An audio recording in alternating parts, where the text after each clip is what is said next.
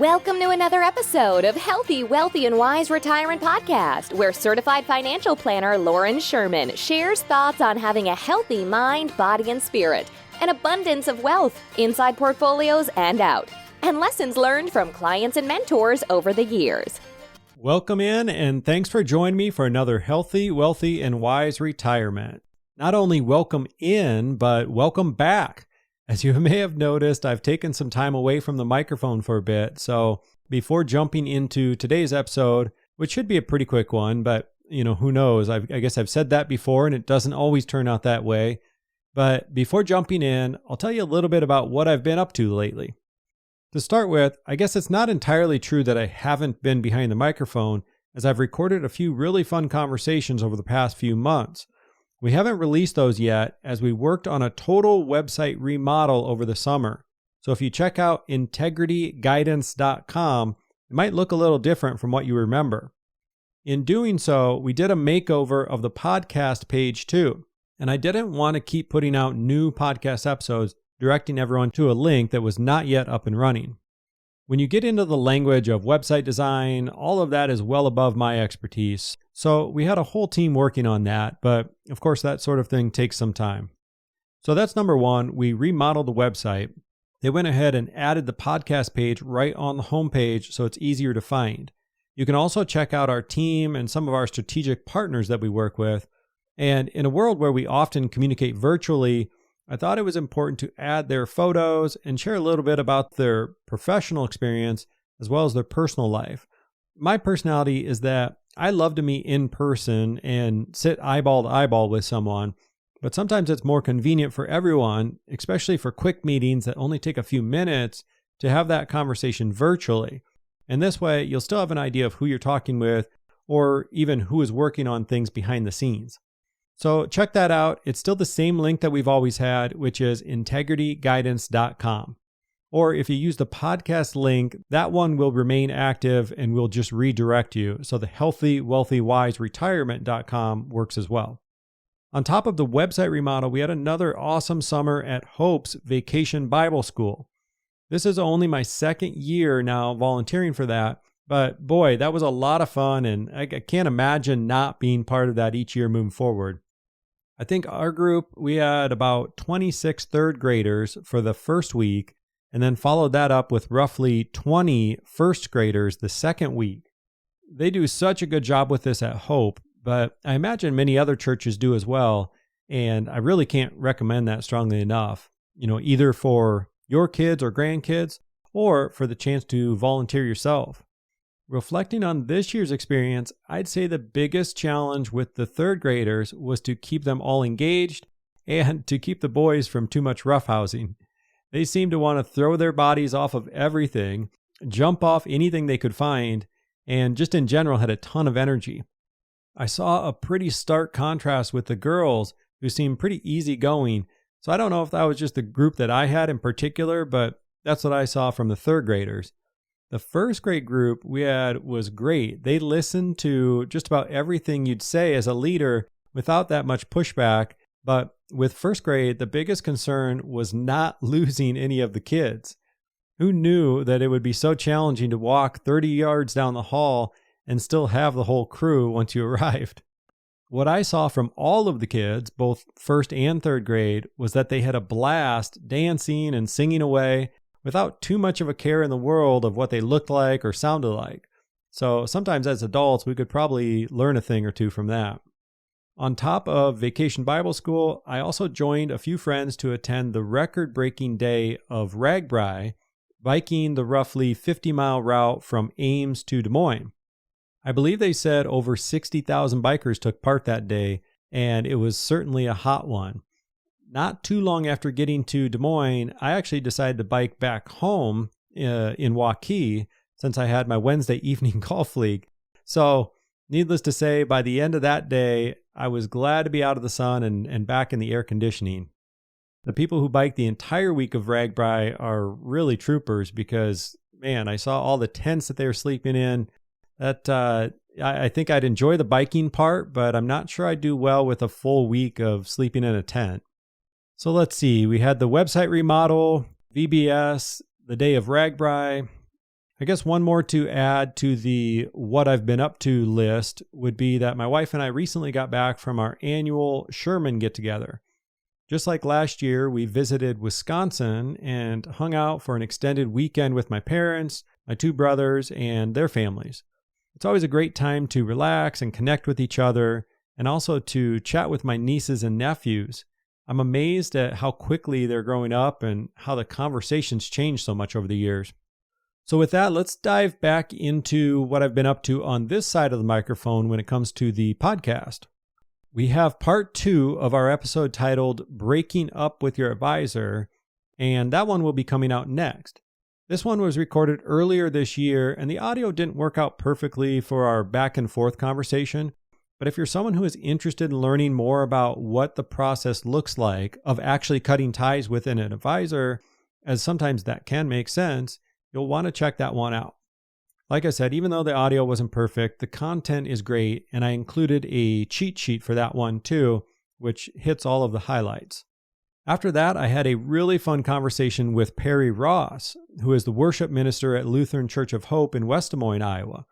But on top of his musical talents, we talk about his passion for coffee of all things.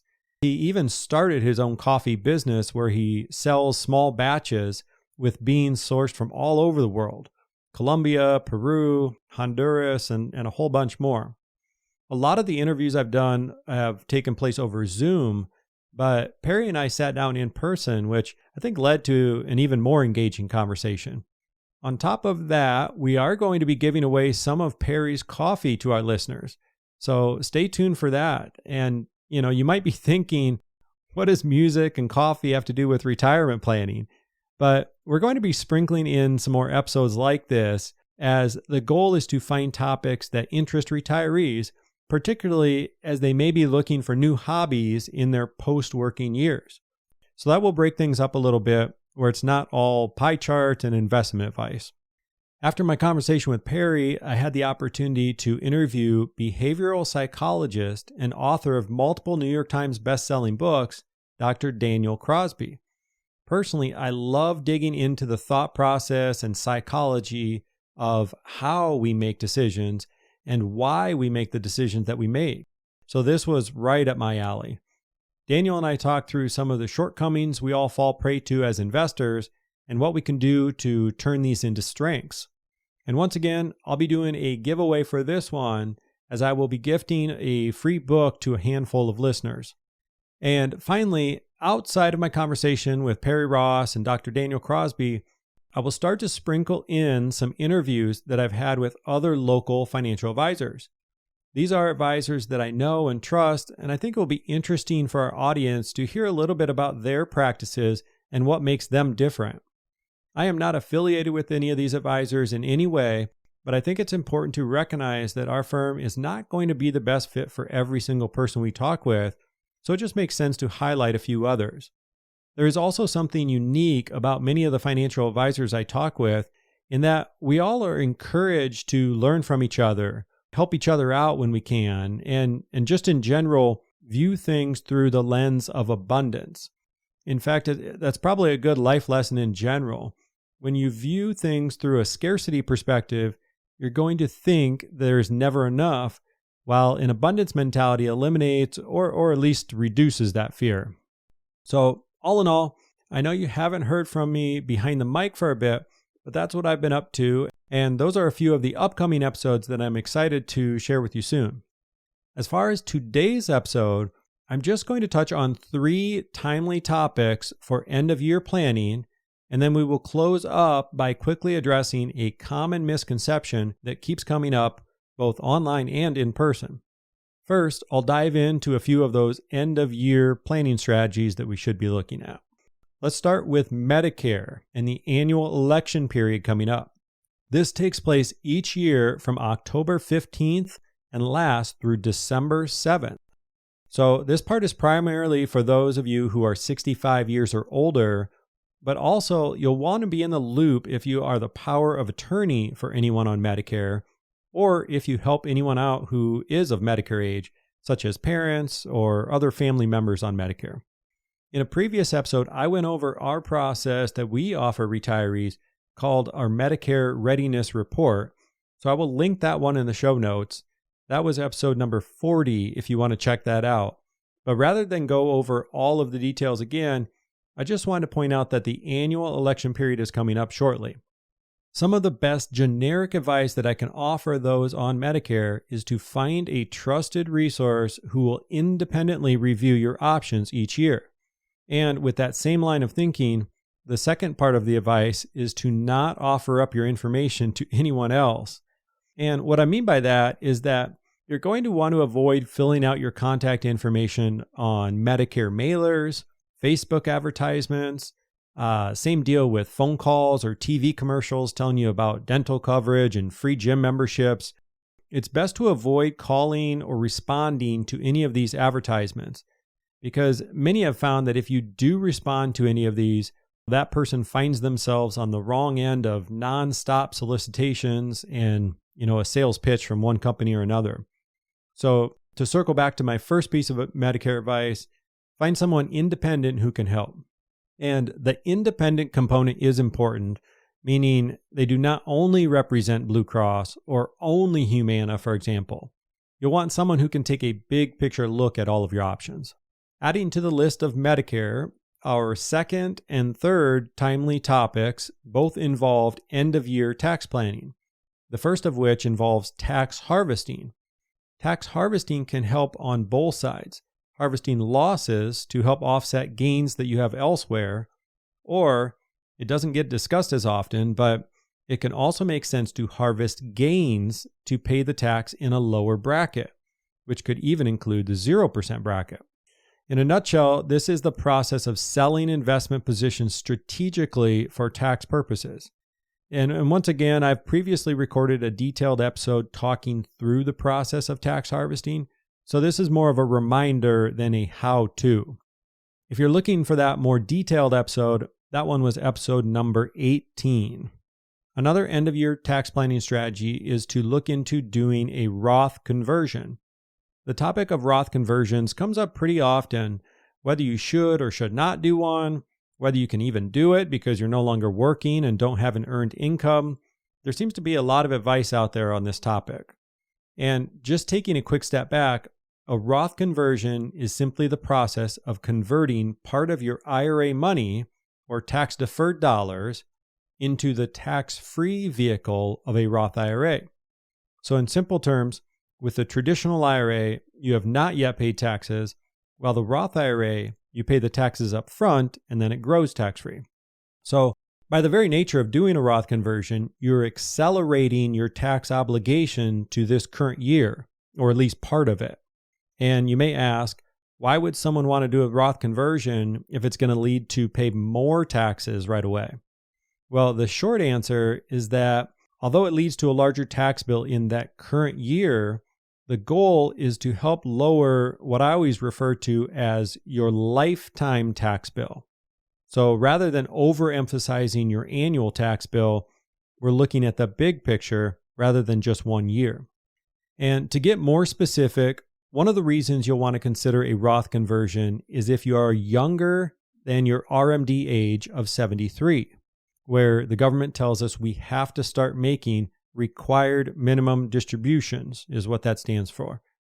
Essentially, they're saying you've deferred paying these taxes long enough.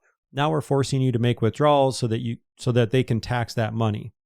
And taking withdrawals in the form of a Roth conversion prior to age 73 leads to lower withdrawals in the future, which should smooth out your future tax obligations. And then once again, with the same goal of lowering the amount of taxes you pay over the course of your retirement or your lifetime tax bill.